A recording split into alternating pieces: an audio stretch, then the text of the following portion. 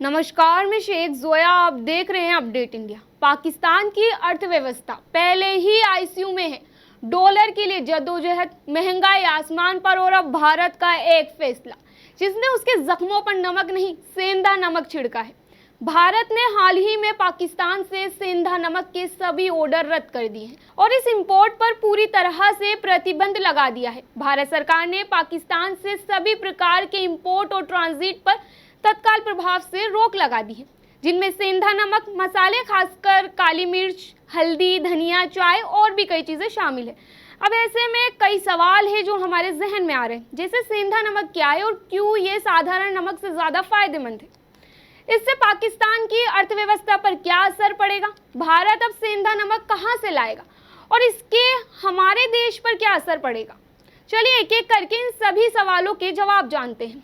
सेंधा नमक यानी रॉक सॉल्ट, ये वो नमक है जो जमीन के नीचे की चट्टानों से निकलता है। सबसे ज्यादा ये पाकिस्तान के खेवड़ा इलाके से आता है। इसकी खास बात यह है कि इसमें 80% से ज्यादा मिनरल्स होते हैं, जैसे आयरन, कैल्शियम, पोटेशियम, जिंक, मतलब जो जो हमारी बॉडी को चाहिए होता है वो सब इसमें मौजूद है। अक्सर लोग मानते हैं कि सेंधा नमक सिर्फ व्रत में खाया जाता है, लेकिन ऐसा नहीं है। ये रोज की सेहत में भी अहम रोल निभाता है।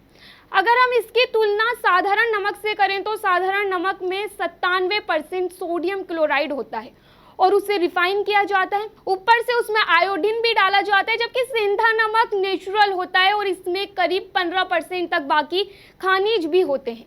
यानी सेहत के लिहाज से सेंधा नमक साधारण नमक से हर मायने में बेहतर है। अब बात करते हैं पाकिस्तान की। पाकिस्तान भारत को दवाइयाँ, मसाले, चीनी, कपड़ा वगैरह भेजता था। अब जब भारत ने ये ऑर्डर रद्द कर दिए हैं तो पाकिस्तान की एक्सपोर्ट से होने वाली कमाई पर सीधा असर पड़ेगा।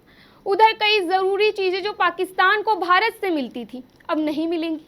इससे वो चीज़ें महंगी होंगी और लोगों को ज़रूरी सामान मिलना मुश्किल हो जाएगा। खासकर कपड़ा और चीनी उद्योग पर इसका सबसे बड़ा असर पड़ेगा। कपड़ा उद्योग को कच्चा माल नहीं मिलेगा तो फैक्ट्रियां धीमी पड़ेंगी, काम रुकेगा और मजदूरों की नौकरियां खतरे में आ जाएंगी।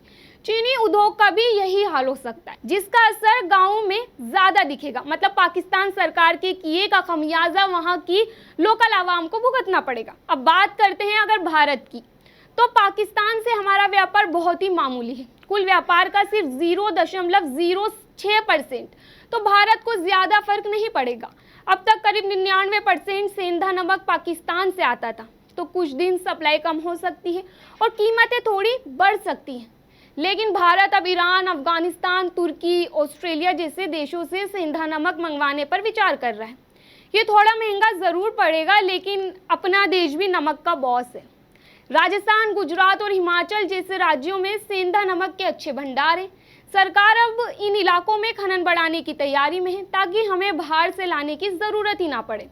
तो कुल मिलाकर बात यह है कि पूजा पाठ, व्रत या आयुर्वेद में सेंधा नमक की ज़रूरतों को लेकर ज़्यादा चिंता की बात नहीं है।